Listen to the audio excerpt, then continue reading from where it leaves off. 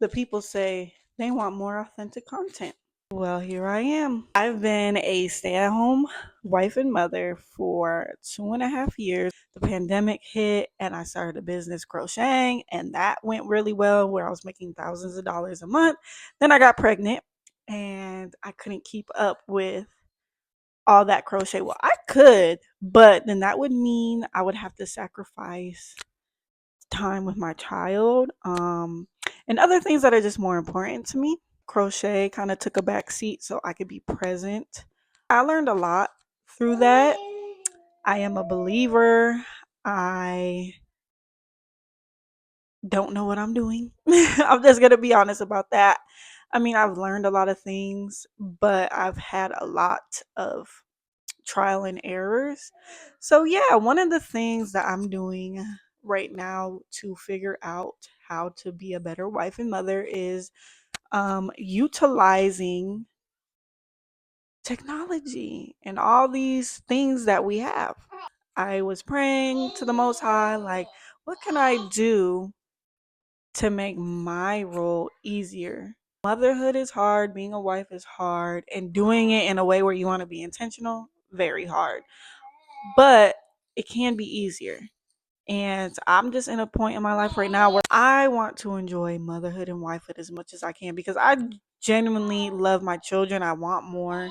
I am struggling right now, especially since now I have two. I found my wave and all of that, and then I had my son. If anything, motherhood is highlighting is where I could be better in discipline and organizing because it's really mostly that stuff that begins to overwhelm me. I'm going to be using Instacart to pick up orders on Wednesday, Thursday. I do want to do Wednesday, but Thursday I'm the latest. So today is Thursday, so I need to go ahead and do that.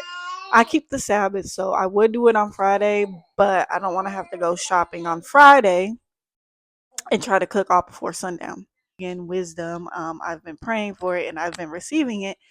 That's a lot. Like, especially when my children are this young and I'm breastfeeding, it's just different for me. So, trying to go on Sunday shopping, then still having to cook and everything. Like, we looking at not being done till 4 o'clock in the evening.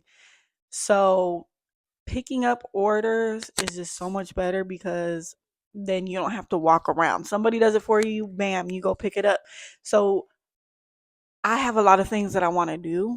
I want more leisure time as far as like just having time to myself and working on the things that God is calling me to do. I'm always looking at areas where I can use my time better. And that's really the thing. So I like to utilize their naps and stuff. So I'm not going to go into that, but because this video is just kind of like an intro.